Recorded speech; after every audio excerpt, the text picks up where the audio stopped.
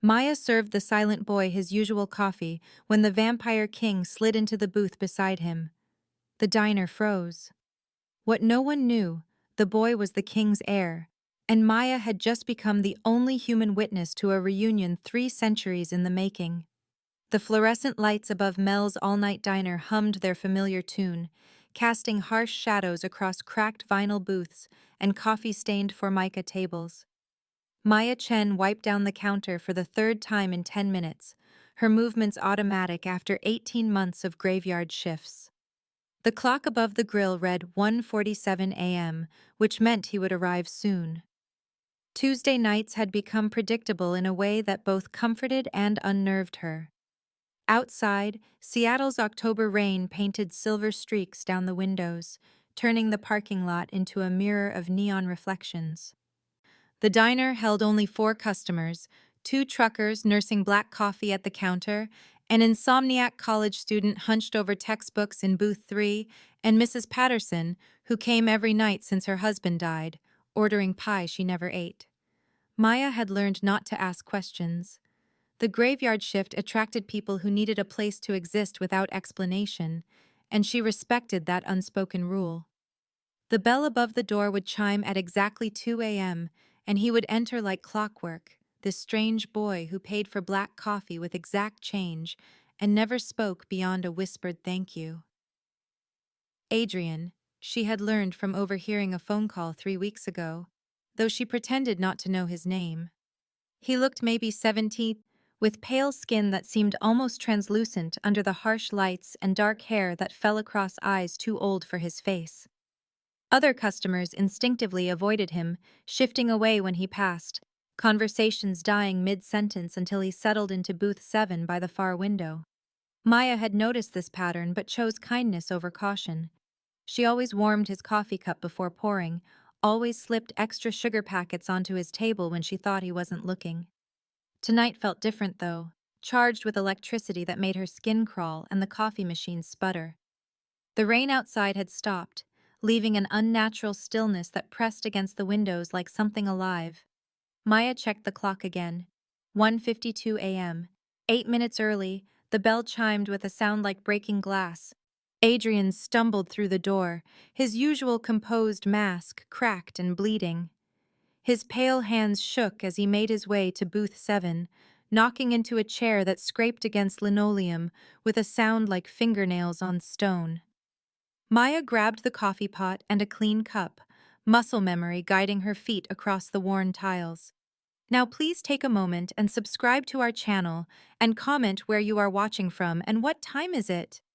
It is always fascinating to see where these stories get all around the world. Thank you. As she approached his table, she noticed his reflection in the rain-streaked window was oddly faint, like a photograph exposed to too much light. When she rounded the booth's edge to face him, she saw why his hands trembled. Tears of blood tracked down his cheeks in perfect crimson lines, and his silver eyes held a pain so deep it made her chest ache. "Hey, are you?" she started to say, but the words died in her throat as the diner's bell chimed again with a sound that made every glass surface vibrate. The man who entered wore an expensive black coat that seemed to absorb light rather than reflect it. Water streamed from his dark hair despite the absence of rain outside, pooling on the floor in patterns that hurt to look at directly. The moment he crossed the threshold, every patron in the diner froze mid-motion. Coffee cups halted halfway to lips. Conversations stopped between syllables. Even the ancient jukebox in the corner stuttered to silence, as if its gears had suddenly turned to stone. Maya felt the weight of his attention before she saw his face, a pressure that made her bones ache and her vision blur at the edges.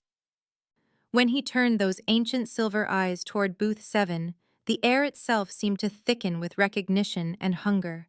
Without speaking, without hurry, he glided across the diner floor with movements too smooth for human joints.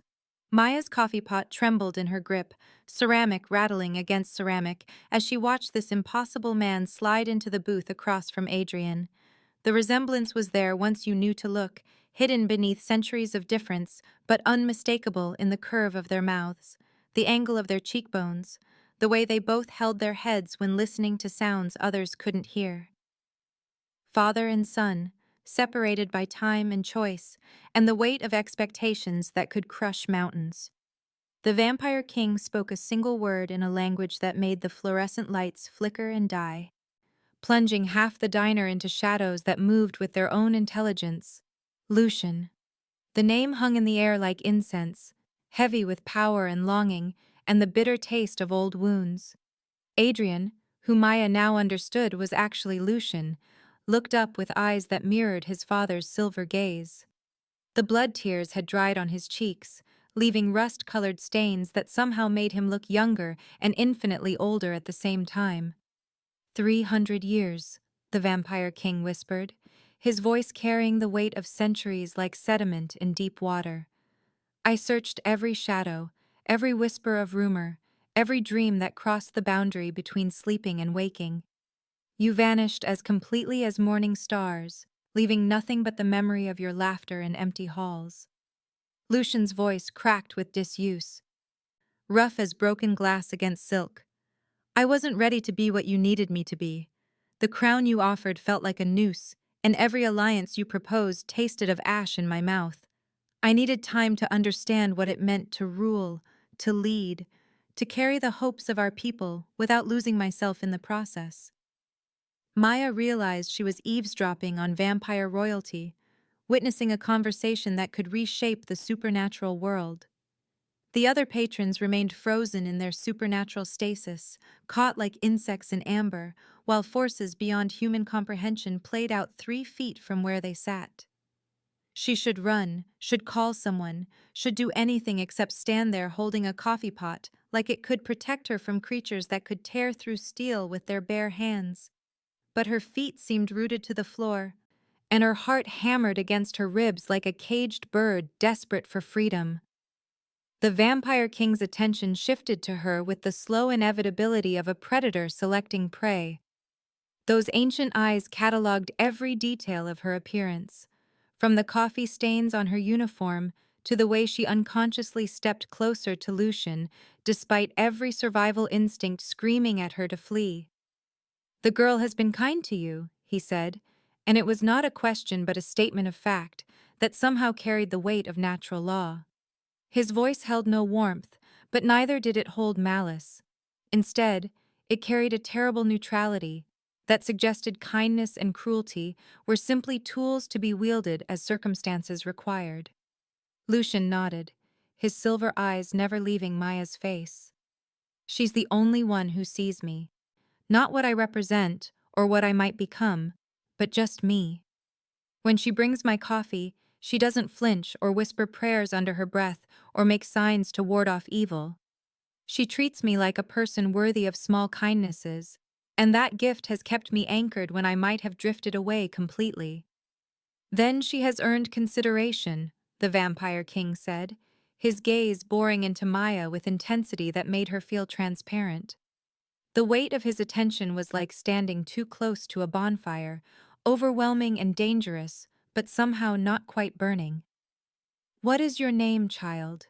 And do not lie to me, for I will taste falsehood on your tongue before the words finish leaving your lips." Maya's throat worked soundlessly, dry as ancient parchment, before she managed to force out her name like a prayer offered to an uncertain god. "Maya. Maya Chen." The Vampire King repeated her name with careful precision, rolling each syllable across his tongue as if tasting wine from a vintage that had aged beyond memory. "Maya Chen.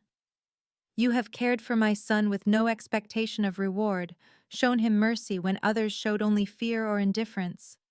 That creates a debt between us, a bond that cannot be broken by distance or time or the changing of seasons." In vampire culture, she would learn later, debts were binding magical contracts that created obligations lasting centuries. Maya had just become entangled in supernatural politics she could not possibly understand. Her simple act of warming coffee cups having opened a door she did not know existed. The frozen patrons began to stir as whatever spell held them gradually released its grip. conversations resuming mid-sentence as if no time had passed at all. But Maya knew that everything had changed, that her quiet life of graveyard shifts and predictable routines had just collided with forces that operated by rules written in blood and starlight. The Vampire King rose from the booth with fluid grace, his black coat settling around him like shadows given form. "Tomorrow night, I will return, and we will discuss the terms of this debt. Until then, my son remains under your protection, as you now remain under mine. Any who would harm either of you will answer to older laws than those written in human books." With that pronouncement, he glided toward the door, pausing only long enough to touch Lucian's shoulder with surprising gentleness. The gesture lasted only a moment, but Maya saw centuries of love and regret pass between them like lightning illuminating a storm-darkened sky. Then he was gone, leaving behind only the scent of rain and old roses and the faint taste of copper pennies on the tongue. Lucian looked up at Maya with eyes that held gratitude and terror in equal measure. "I'm sorry," he whispered, his voice barely audible above the resumed conversations and the hum of fluorescent lights flickering back to full strength. "I never meant for you to become involved in this, never wanted to drag you into a world that devours innocence and spits out bones." But Maya found herself sitting across from him in the booth, her coffee pot forgotten on the table between them like an offering to gods she was only beginning to understand. "Tell me what happens now," she said, surprised by the steadiness of her own voice. "Tell me what I've gotten myself into, and don't lie to me the way you've been lying about your name for 3 months. Because whatever this is, whatever you are, I'm not walking away from someone who cries blood in my diner and calls it Tuesday night." The vampire who introduced himself as Dorian Blackthorne returned the following evening with the weight of centuries pressing against his shoulders like an invisible crown. Maya had spent the day in a haze of disbelief, going through the motions of her shift, while her mind replayed impossible conversations and the memory of silver eyes that held depths she couldn't fathom. When Dorian entered the diner at precisely midnight, the fluorescent lights dimmed in deference to his presence, and the few late-night patrons suddenly found urgent reasons to pay their bills and leave. He moved with the fluid grace of a predator who had never known fear, settling into booth 7 across from where Lucian sat nursing his 3rd cup of coffee. Maya approached with trembling hands, the coffee pot feeling heavier than usual as she refilled their cups with motions that had become ritual over these strange months. Dorian spoke in measured tones, his voice carrying the authority of someone accustomed to being obeyed without question. "I am Dorian Blackthorne," he said, "ruler of the Pacific Northwest Vampire Territories, keeper of the Old Covenants, and father to the boy you have shown such unexpected kindness. My domain stretches from the Canadian border to the Oregon coast, encompassing territories that have remained under Blackthorne protection for over 4 centuries. We govern in the shadows, maintaining the delicate balance between the human world and the supernatural realms that exist parallel to your own." Maya listened with growing amazement as Dorian explained the intricate political structure that governed vampire society, a feudal system more complex and dangerous than any human government. The great houses answered to him through a council of ancient nobles, each family wielding power that stretched back to the dawn of recorded history. House Volturi controlled trade routes and information networks. House Moreau commanded vast financial resources accumulated over millennia. House Sterling maintained the old magics and ritual knowledge that kept their kind hidden from human detection. Each house sought to increase their influence through strategic alliances, and the most valuable commodity in their political games was royal blood. Lucian had fled 3 years ago on the eve of his 200th birthday, abandoning the Ascension ritual that would have formally recognized him as Dorian's heir and bound him to centuries of carefully arranged political marriages. "I was tired of being a pawn," Lucian explained later when Dorian stepped outside to make what he called arrangements, his silver eyes reflecting pain that ran deeper than physical wounds. "Every vampire court wants to claim me, marry me off to their daughters or sons, use my bloodline to legitimize their own power grabs. The Volturi offered their youngest daughter, promising trade advantages and expanded territory. The Moreaus suggested a union with their heir, dangling financial incentives that could fund wars or prevent them. The Sterlings hinted at ancient rituals that could bind our bloodlines together permanently, creating magical advantages that would shift the balance of power for generations.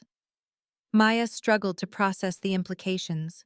Her human understanding stretched beyond its limits by concepts that operated on timescales measured in centuries rather than years. "But you're just a kid," she protested, looking at Lucian's young face and seeing only vulnerability beneath his supernatural nature. Lucian's smile held bitter knowledge that aged him beyond his apparent years. "I'm 203, he said with quiet resignation. "Young for our kind, but not a child by any measure that matters in our society. I've watched human civilizations rise and fall, seen technologies emerge that would have been considered magic in my youth, witnessed wars that reshaped continents and philosophical revolutions that redefined the nature of existence itself. But in vampire terms, I'm barely out of adolescence, which makes me valuable as a political asset precisely because I have centuries ahead of me to bear children and forge alliances that will outlast human memory." Dorian returned with news that transformed their intimate conversation into something urgent and dangerous. His expression carried the weight of unwelcome developments, and his movements had acquired a tension that made the air itself feel electric. "The council has discovered Lucian's location," he announced, his voice cutting through the diner's ambient noise like a blade through silk. "My attempts to keep his whereabouts secret have failed, undermined by spies I trusted and information networks I thought secure. They are sending representatives tomorrow night to escort him home, a delegation that will brook no refusal and recognize no authority save their own ancient privileges. The blood debt I owe you for your kindness to my son means I must offer you protection, but that protection comes with prices you may find too steep to pay." Maya felt the weight of destiny settling around her like chains forged from starlight and shadow. "You may choose," Dorian told her, his ancient eyes holding something that might have been compassion in a creature capable of such emotion. "Accept a memory charm that will erase these events from your mind and return you to your normal life, or accompany us to court as Lucian's friend and witness whatever consequences unfold from this unprecedented situation. But know this, above all else, once you enter our world fully, once you see the courts and palaces where we conduct our ancient business, you can never fully leave it behind. The knowledge will change you in ways that cannot be undone, and you will carry secrets that could endanger your life if revealed to the wrong people." Maya spent the following 8 hours in her cramped studio apartment, staring at ceiling stains that resembled maps of countries that didn't exist while her mind raced through impossible possibilities. Sleep proved elusive as her thoughts circled endlessly around silver eyes and voices that made light bulbs flicker, and the way Lucian had smiled last week when she'd defended him from drunken college kids who'd taken his silence for weakness. She found herself researching vampire mythology on her laptop, sifting through centuries of folklore and legend in search of fragments of truth buried beneath layers of superstition and Hollywood invention. The Blackthorne name appeared in obscure historical documents, always connected to mysterious deaths and unexplained disappearances, to political upheavals that historians struggled to explain, and economic shifts that seemed to occur without visible cause. Property records showed the family owning vast estates throughout the Pacific Northwest, holdings that had never changed hands despite spanning centuries of human conflict and social transformation. Her phone buzzed at dawn with a text from an unknown number, the words appearing on her screen like a prophecy written in digital fire. "They're coming early. Trust no one but Lucian." The message was signed with a simple D that carried more authority than any government seal. Maya stared at those words until they burned themselves into her memory, understanding that her time for decision had been compressed into hours rather than the day she'd been promised. She moved with sudden purpose, grabbing her passport from the drawer where it had waited unused since college, and the emergency cash her grandmother had always insisted she keep hidden behind the loose baseboard in her bedroom closet. She didn't fully understand the compulsion that drove her actions, but she knew with absolute certainty that she couldn't abandon Lucian to face his family's politics alone. When she arrived at the diner's parking lot as evening shadows began to lengthen, she found Lucian waiting beside the building with the patient stillness of someone who had learned to measure time in centuries rather than minutes. 3 black sedans idled nearby, their windows tinted to an opacity that suggested they contained passengers who preferred darkness to light. The vehicles hummed with an energy that made her skin crawl, and she noticed that the parking lot's security lights flickered whenever the car's engine cycled. "You came back," Lucian said, wonder brightening his voice like sunrise breaking through storm clouds. His relief was palpable. A vulnerability that reminded her why she'd made this choice, despite every rational argument against it. "Someone has to watch out for you," Maya replied, surprised by the steadiness of her own voice. She'd expected fear to overwhelm her resolve, but instead she felt a strange calm settling over her like armor forged from determination and an understanding that some decisions transcended logic. The lead sedan's door opened with the whisper of expensive engineering, and Representative Cassandra Volturi emerged like a figure from a Renaissance painting come to terrible life. Her skin had the translucent quality of marble that had been polished for centuries, and her movements carried the fluid precision of someone who had never made an unintentional gesture. When she smiled, her fangs caught the parking lot's fluorescent glare like crystal daggers designed for purposes more elegant than mere killing. "Prince Lucian," she said, her voice carrying accents from languages that had been dead for millennia. "How rustic you've become during your extended sabbatical from civilized society. I trust you've enjoyed this experiment in mortality, but the council grows impatient with your theatrical rebellion against your ordained destiny. Your father's indulgence has reached its natural limits, and duty calls you home to face responsibilities that have waited quite long enough for your attention." Maya felt the political game beginning around her like pieces moving on a chessboard where she didn't understand the rules, but she recognized the stakes rising with each carefully chosen word and calculated gesture that would determine not just their immediate futures, but the course of supernatural politics for decades to come.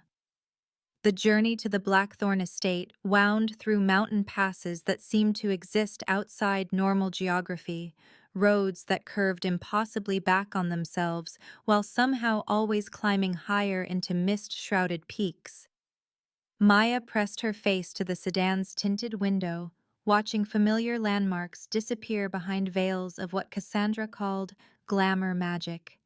Ancient spells that made satellites see only empty forest, where a sprawling fortress had stood for over 4 centuries.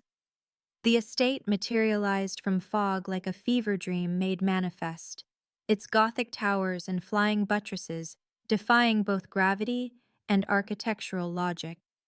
Gargoyles perched on every corner, their stone eyes tracking movement with intelligence that suggested they were more than mere decoration, and the massive iron gates bore the Blackthorne coat of arms, worked in metals that seemed to absorb moonlight rather than reflect it.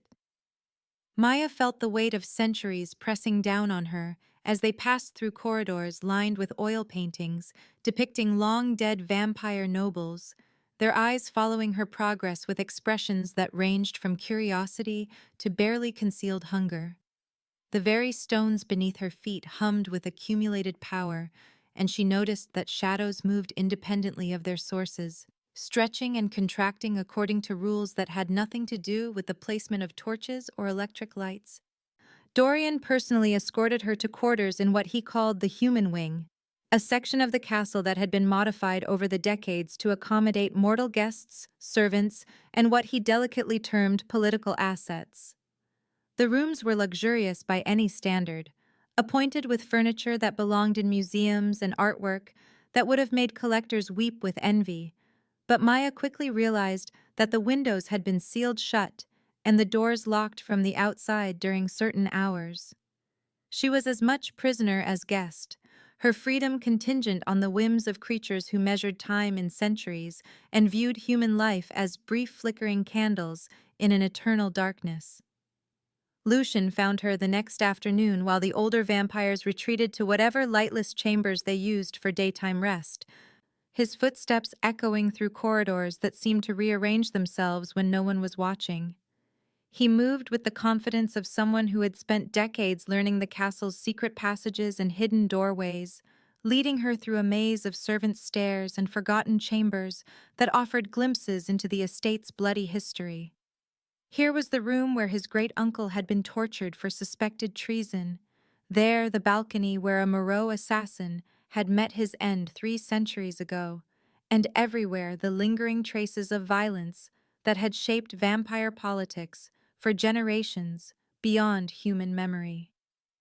House Volturi wants me to marry Cassandra's niece, Lucian explained, as they walked through a moonlit garden where every flower bloomed in shades of silver and black, as if the very soil had been leached of warmth and color by centuries of vampire occupation. She's barely 70, young enough to be molded into whatever political tool they require, and the Union would give them direct access to Blackthorne territory and resources.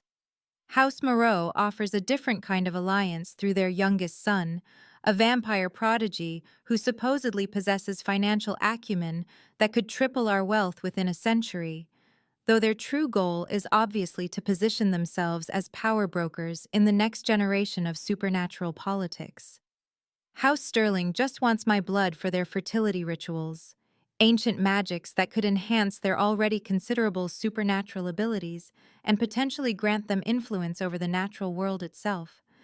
Maya struggled to comprehend the casual way he discussed these life-altering propositions, as if marriage and political alliance were chess moves rather than decisions that would shape the rest of his immortal existence. "What if you just refuse?" she asked, her voice barely above a whisper in the garden's supernatural stillness. The question seemed to hang in the air like incense, heavy with implications that neither of them wanted to examine too closely. Lucian reached out to touch a white rose that grew beside the path, and Maya watched in horror as the flower crumbled to ash at his contact, its petals dissolving into powder that the wind scattered like the remnants of cremated hopes. "There is no refusing," he said with the quiet resignation of someone who had accepted his fate long ago, "only succeeding or dying. And dying is considered a form of failure that brings shame on the entire bloodline for generations. The trials are designed to test not just my abilities, but my commitment to vampire society's continuation, my willingness to subordinate personal desires to the greater good of our kind's survival and prosperity." The first trial took place in the castle's ceremonial chamber, a vast circular room carved from living rock and lined with obsidian mirrors that reflected images from different angles than the ones they should have shown. The trial of memory required Lucian to relive his bloodline's history through ancestral visions, a process that had driven previous heirs mad or killed them outright when their minds couldn't withstand the accumulated weight of centuries. Maya watched from the gallery reserved for witnesses, her hands gripping the stone railing until her knuckles turned white as Lucian convulsed on the obsidian altar that dominated the room's center like an accusation carved from volcanic glass. She experienced fragments of his visions through some connection she didn't understand, seeing through his eyes as the ancestral memories flooded his consciousness with overwhelming intensity. Dorian appeared as he had been in his youth, still capable of love and laughter before centuries of ruling had hardened him into the cold patriarch he'd become, dancing with a dark-haired woman whose face held warmth that had been extinguished by territorial wars and political necessity.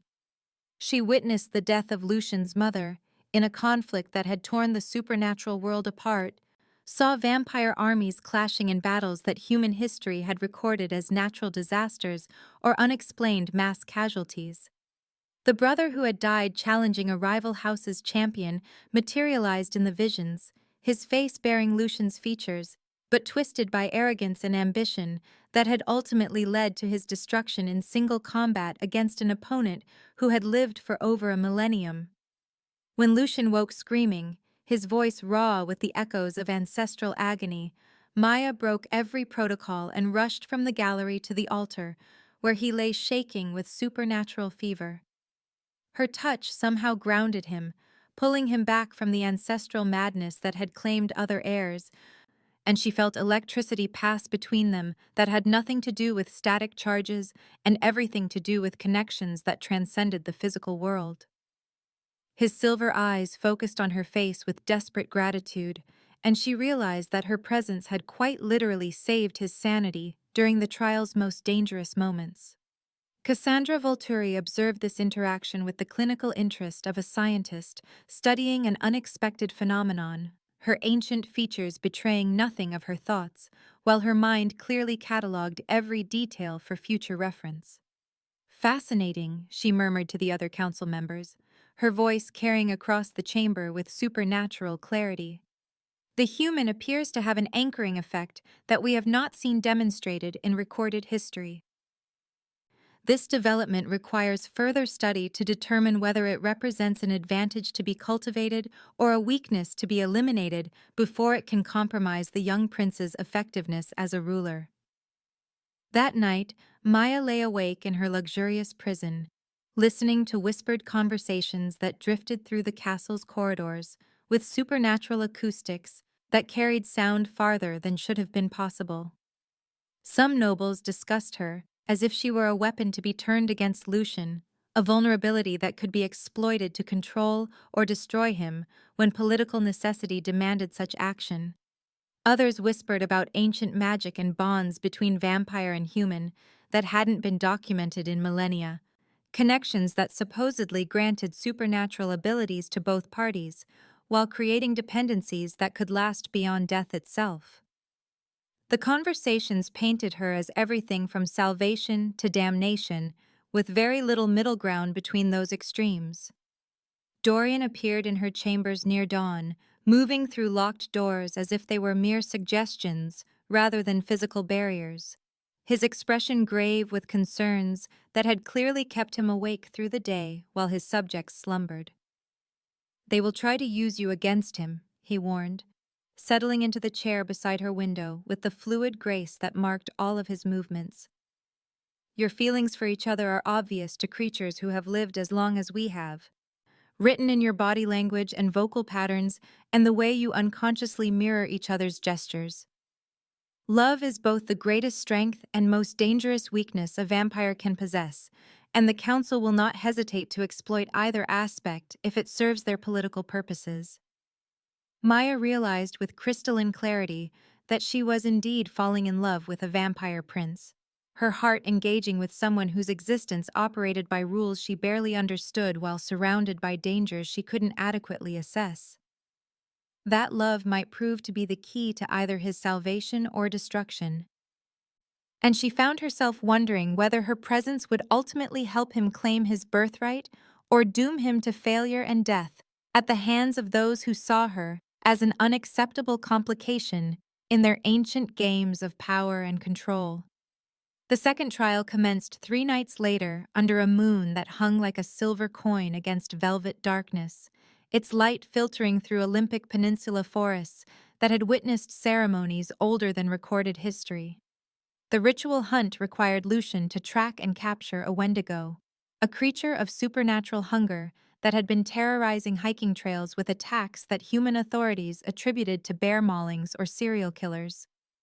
Maya stood in the castle's armory, watching Lucian select weapons that gleamed with more than mere polish, blades forged from metals that existed nowhere in the periodic table, and crossbow bolts carved from woods that grew only in supernatural soil. Despite Dorian's objections and the council's obvious displeasure, she had insisted on joining the hunting party. her voice steady with determination, even as her hands trembled with the magnitude of what she was requesting. "If I'm going to be part of this world," she had told them, "I need to understand what it really means to live among creatures that hunt monsters for sport, and consider human life a renewable resource to be managed rather than cherished." The hunting party assembled in the castle courtyard as midnight approached, their breath visible in mountain air that carried scents of pine and something darker that made Maya's skin crawl with primitive warnings. Cassandra Volturi moved with predatory grace, her ancient features serene despite the violence they were about to unleash, while Marcus Moreau checked his weapons with the methodical precision of someone who had killed enough times to make murder feel like routine maintenance.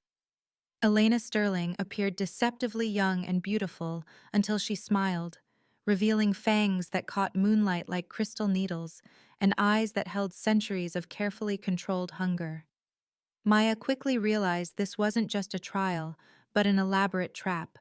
The hunting party composed of vampires whose political ambitions required Lucian's failure or death to advance their own agendas within the supernatural hierarchy. As they tracked the Wendigo through ancient forests where Douglas firs grew to impossible heights, and every shadow seemed to move with independent intelligence, Maya noticed the other vampires positioning themselves to isolate Lucian from potential allies or escape routes. She remembered her grandmother's stories about wilderness survival, lessons taught during childhood camping trips that had seemed like games, but now revealed themselves as genuine preparation for dangers the old woman had somehow foreseen. Using tracking techniques passed down through generations of women who had survived by understanding how predators thought and moved, Maya managed to stay close to Lucian, despite the vampire's attempts to separate them through subtle manipulations of terrain and timing. The Wendigo's trail led through clearings where the grass had withered from its passage, and streams that ran black with corruption from its supernatural presence, markers that spoke of a creature whose very existence poisoned the natural world around it. When they finally cornered it in a moonlit clearing, surrounded by trees whose branches twisted into patterns that hurt to look at directly, the creature revealed intelligence that transformed the hunt from a test of physical prowess into something far more sinister. "The young prince smells of mortality," it said in a voice like wind through empty graveyards, its words carrying implications that made every vampire in the clearing tense with sudden understanding. How disappointing to see the Blackthorne bloodline diluted by sentiment and weakened by attachments that should have been severed centuries ago. The Wendigo's attack came not against Lucian as tradition demanded, but against Maya, its claws reaching for her throat with supernatural speed while its eyes blazed with hunger that transcended mere physical appetite. The move was exactly what the conspirators had planned, creating an impossible choice that would destroy Lucian regardless of which option he selected. If he completed the trial by allowing Maya to die, he would gain the council's approval, but lose his humanity in the process, becoming the kind of cold, calculating ruler they could manipulate without difficulty. If he saved her by abandoning the ritual combat, he would automatically fail the second trial and forfeit his claim to succession, leaving the throne open for a more malleable candidate who would follow the council's orders without question. Lucian chose Maya without hesitation, abandoning centuries of tradition and political calculation to throw himself between her and the Wendigo's supernatural claws. His decision should have ended his hopes of succession and possibly his life, but something unexpected happened in that moment of desperate love and terror. Light poured from Maya's hands like liquid starlight, burning the Wendigo's flesh and revealing powers that transformed everything the assembled vampires thought they understood about supernatural hierarchies. The illumination that blazed from her skin carried heat that made ancient vampires stumble backward, and when it touched the Wendigo's corrupt form, the creature screamed with voices that belonged to every victim it had consumed over centuries of feeding. Maya was a lighthouse, a mortal capable of channeling supernatural energy in ways that had been thought extinct for over 300 years. Lighthouses had been hunted to death by vampire nobles who feared their power to burn through supernatural deceptions and reveal truth that could topple carefully constructed political structures built on secrets and manipulation. The last confirmed lighthouse had died in Salem during trials that had been orchestrated by vampire courts seeking to eliminate bloodlines that threatened their control over human populations. The revelation changed every political calculation in an instant, transforming Maya from a useful pawn into the most valuable and dangerous person in the supernatural world. Cassandra Volturi stepped from the shadows where she had been waiting for Lucian's expected failure, no longer bothering to hide the true agenda that had driven decades of careful planning and patient manipulation. "The Blackthorne line has grown weak," she announced with satisfaction that came from finally revealing long-hidden cards in a game that had been played across centuries. Diluted by sentiment and corrupted by attachments that should never have been allowed to develop in creatures meant to rule rather than love. But a lighthouse heir could restore our people's true strength, provide us with weapons against enemies we thought had grown beyond our reach, and grant powers that could reshape the supernatural world according to our ancient vision of proper order. Her plan revealed itself with horrifying clarity as she spoke. Intentions that had been hidden behind political maneuvering and false friendship for longer than Maya had been alive. Cassandra wanted to eliminate both Dorian and Lucian, clearing the way for a more suitable vampire noble who would follow council orders without the inconvenience of independent thought or moral considerations. Maya would be forced to bear children with this chosen successor, her lighthouse abilities passed on to a new generation that could be trained from birth to serve vampire interests without the complications of human emotional attachments or ethical constraints. Marcus Moreau drew silver daggers that gleamed with enchantments designed to cause maximum pain to supernatural creatures, while Elena Sterling revealed fangs that had been filed to points sharp enough to pierce vampire flesh as well as human skin. They had been planning this coup for decades, waiting for the right combination of circumstances that would allow them to overthrow the Blackthorne dynasty and install rulers more amenable to their vision of vampire supremacy over all supernatural creatures. The political implications stretched far beyond simple succession disputes, encompassing plans to restructure the entire supernatural world according to principles that would have horrified even the most conservative vampire nobles of previous generations. Maya's power flared again without her conscious control, light blazing from her skin with intensity that made the ancient forest catch supernatural fire. Trees that had stood for centuries burst into flames that burned with colors that had no names, and the very air seemed to ignite around her as energies she didn't understand and couldn't direct poured through her human form. The illumination burned friend and foe alike, forcing everyone to retreat as the clearing transformed into an inferno of supernatural energy that threatened to consume everything within miles of its epicenter. In the chaos of blazing light and screaming vampires, Lucian grabbed Maya's hand and pulled her deeper into the Olympic Mountains, their flight carrying them away from the hunting party and into wilderness that offered temporary sanctuary from enemies who possessed supernatural senses and centuries of experience in tracking prey across any terrain. Behind them, ancient trees continued burning with light that would be visible from space if satellites could perceive supernatural phenomena, while ahead lay mountains and forests that concealed dangers even older than the vampires now hunting them through darkness that seemed to whisper with voices of creatures that had never been human, and never would be. The hidden cabin emerged from Olympic Peninsula mist like a secret whispered by ancient trees, its weathered logs and moss-covered roof so perfectly integrated with the surrounding forest that Maya might have walked past it without noticing if Lucian hadn't led her directly to its concealed entrance. His brother had built this sanctuary decades before his death, choosing a location where ley lines intersected and old magic pooled in ways that predated vampire politics by millennia. Protective wards hummed in the very foundation stones, spells that recognize Blackthorne blood and welcome those under their protection while turning away enemies with confusion and misdirection that would send pursuers wandering in circles until they abandoned their search entirely. Inside, the cabin felt larger than its external dimensions should have allowed. Rooms flowing into each other with architectural logic that belonged more to dreams than engineering blueprints.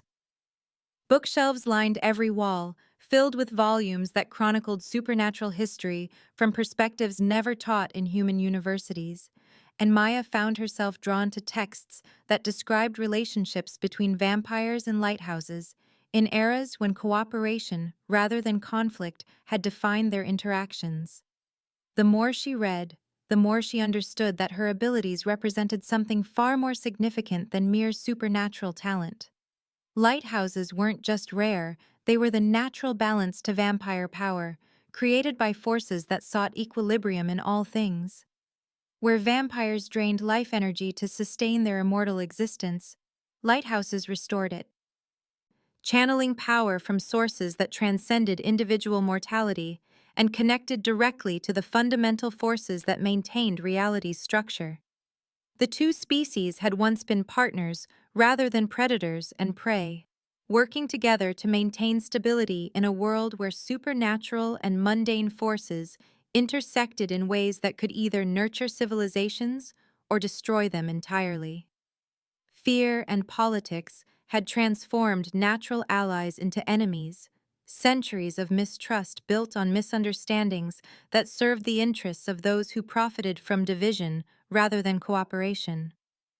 My mother was researching the old partnerships when she died, Lucian revealed as they sat before the cabin's fireplace, reading accounts of vampire lighthouse collaborations that had shaped human history in ways scholars never suspected. She believed our species could coexist again, could create something better than either could achieve alone, but her investigations threatened too many established power structures. The territorial war that killed her wasn't random violence, but calculated murder designed to prevent discoveries that would have undermined centuries of carefully maintained supremacy by vampire nobles who preferred ruling through fear rather than sharing power with equals. As Maya practiced controlling her abilities in the cabin's protected environment, she and Lucian grew closer in ways that transcended the physical attraction that had drawn them together initially. Her light responded to his presence with warmth rather than burning intensity, while his vampiric nature helped her focus the chaotic energy that had previously felt like trying to direct lightning with her bare hands. Their first kiss triggered a magical resonance that neither had expected, power flowing between them in circuits that created something greater than the sum of their individual abilities. The light that blazed from her skin didn't burn him but strengthened him, enhancing his supernatural senses and speed while grounding her wild energies in patterns that felt natural rather than forced. Meanwhile, Dorian faced a political crisis that threatened to tear the vampire court apart along factional lines that had been forming for decades beneath the surface of apparent unity. Cassandra had convinced half the council that Lucian represented an unacceptable risk to vampire supremacy, arguing that his attachment to a lighthouse marked him as fundamentally unsuited for leadership in an era when their kind's survival depended on maintaining clear distinctions between rulers and subjects. Maya was too dangerous to live, they claimed, her abilities representing an existential threat to the careful balance of power that had kept vampire society stable for centuries.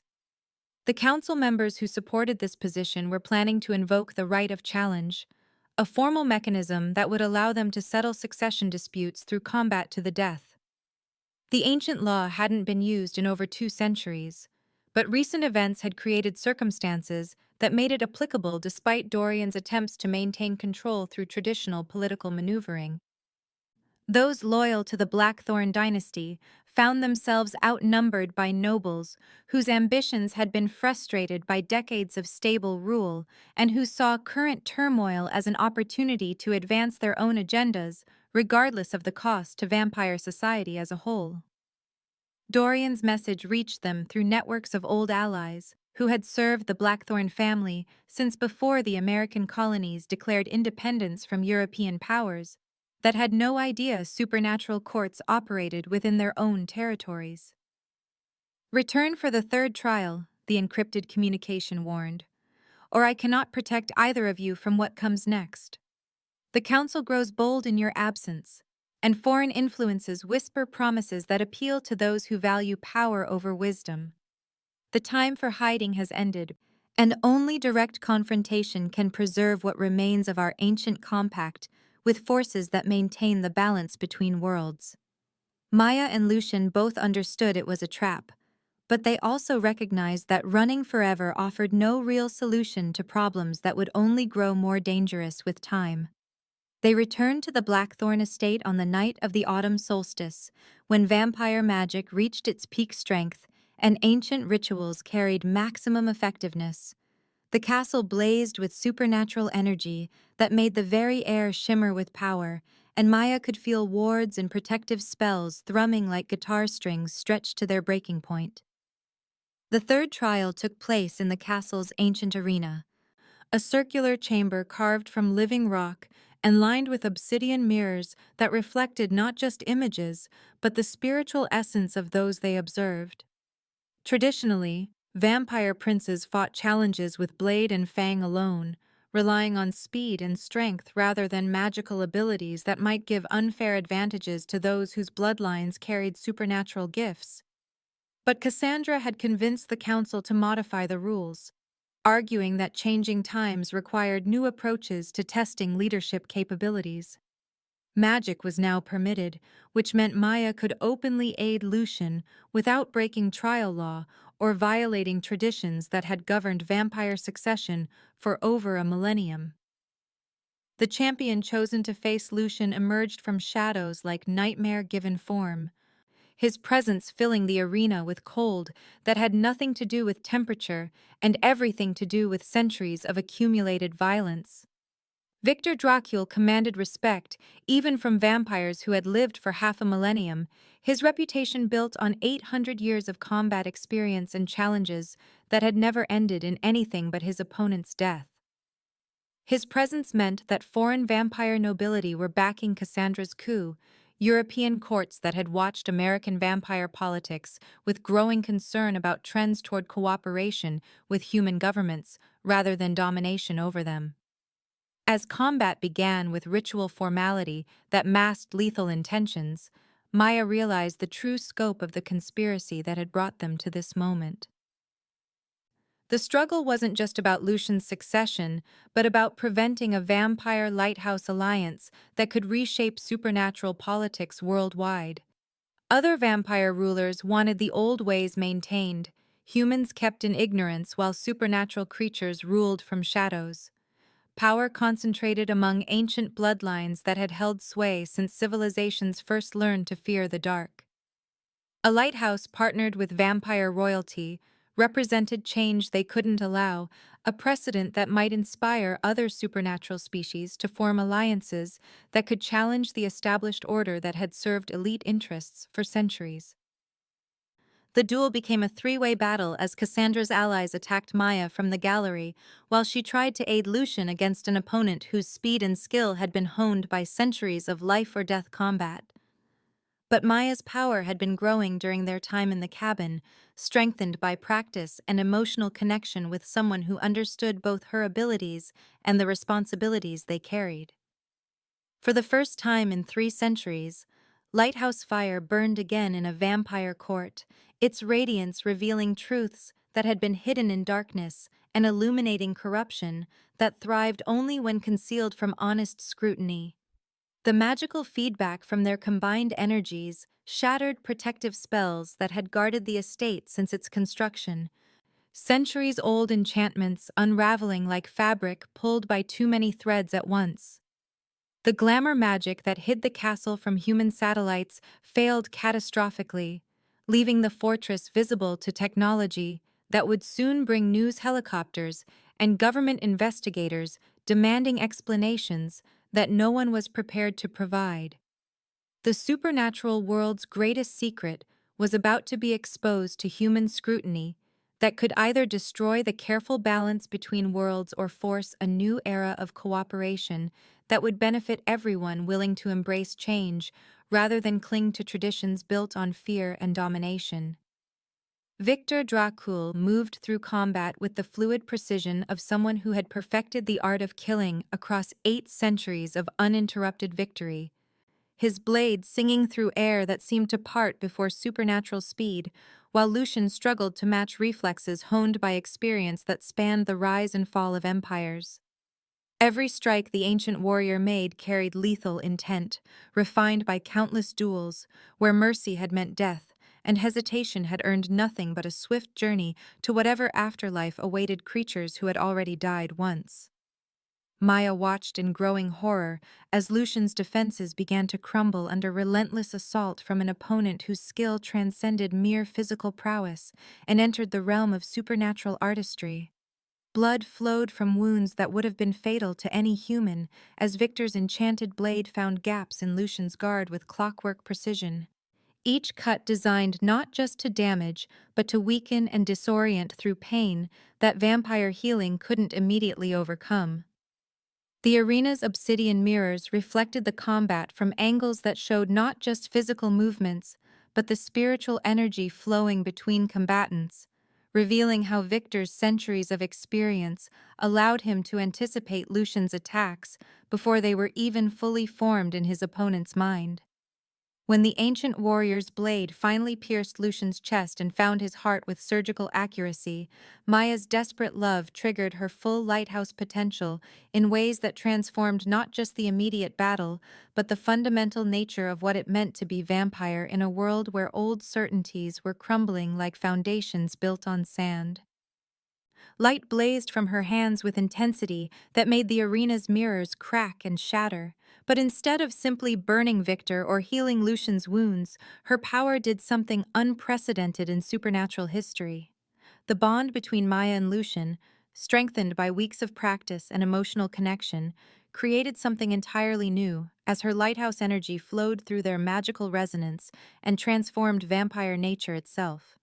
She didn't just heal Lucian, but changed him at the cellular level, rewriting supernatural genetics that had remained constant since the species first emerged from humanity's primitive fears and ancient hungers.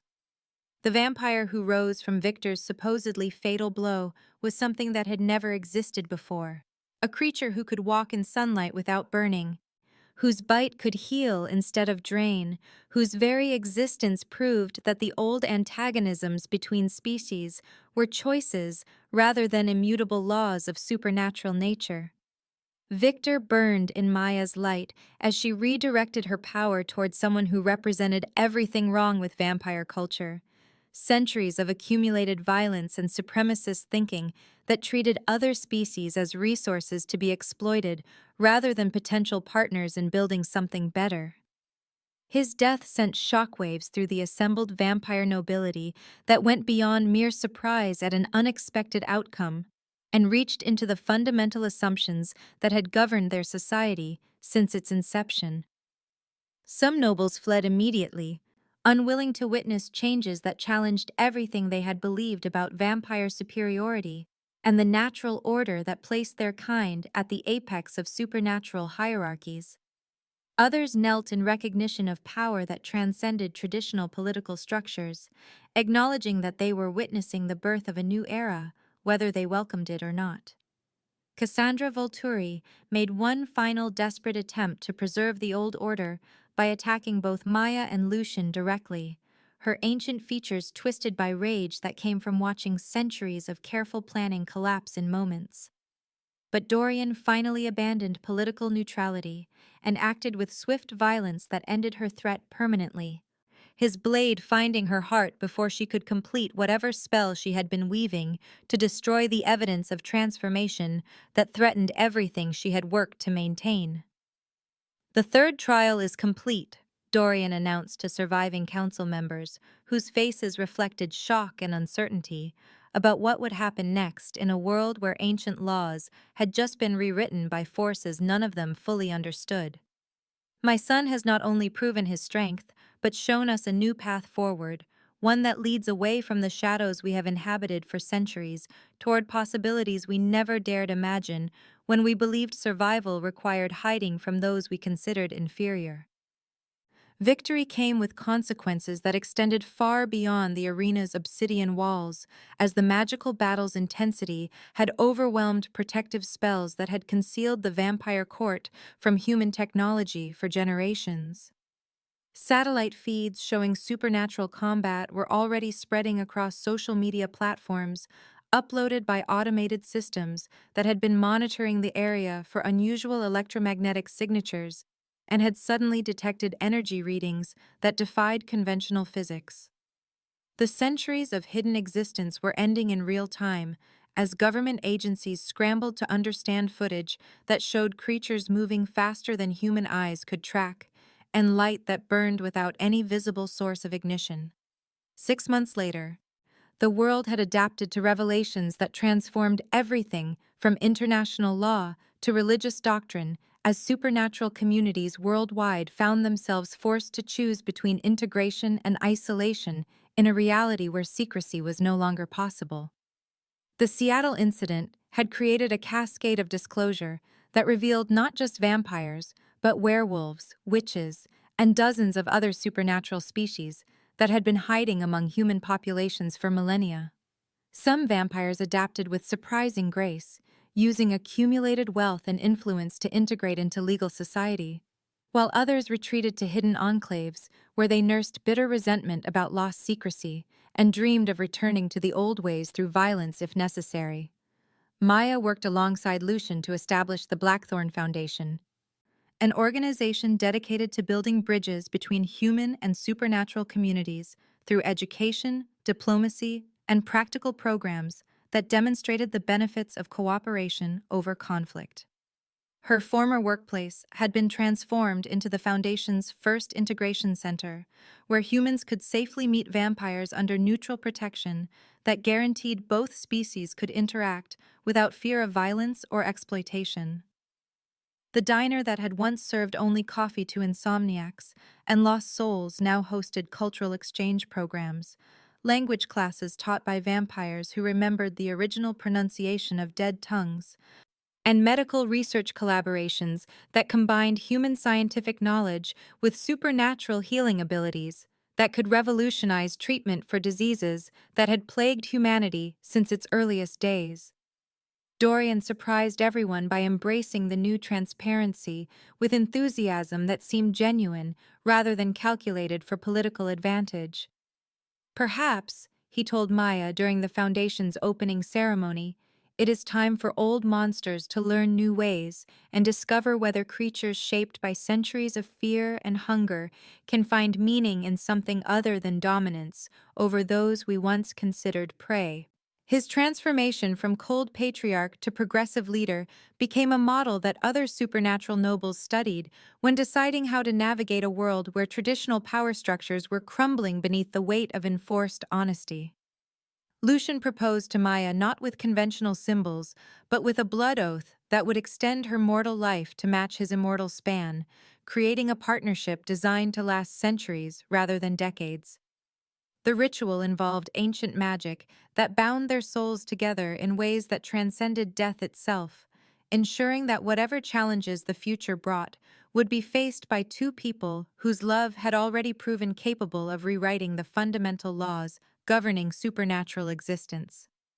She accepted knowing their bond represented hope for a future that neither species could achieve alone, a demonstration that cooperation could create possibilities that surpassed anything either vampires or humans had accomplished through isolation and mistrust. The story's conclusion brought them back to where everything had begun, the diner at 2 a.m. But the booth where a lonely boy had once sat in silence now hosted peace talks between vampire nobles and human diplomats who were slowly learning to trust each other despite centuries of fear and misunderstanding. Maya served coffee to creatures that had once hidden in shadows, while Lucian mediated disputes with patience that came from knowing he had centuries to find solutions rather than years or decades. Outside their windows, the first vampire-human mixed community was taking shape in the Olympic foothills, a city where lighthouse energy powered clean technology that promised to solve environmental problems that had seemed insurmountable, while vampire strength built homes designed to stand for millennia rather than decades. The waitress who had shown kindness to an ignored boy had become a bridge between worlds, proving that sometimes the smallest acts of compassion could reshape the course of history when they were performed by someone whose heart was large enough to see past differences and recognize the fundamental humanity that connected all thinking beings, regardless of their species or supernatural abilities.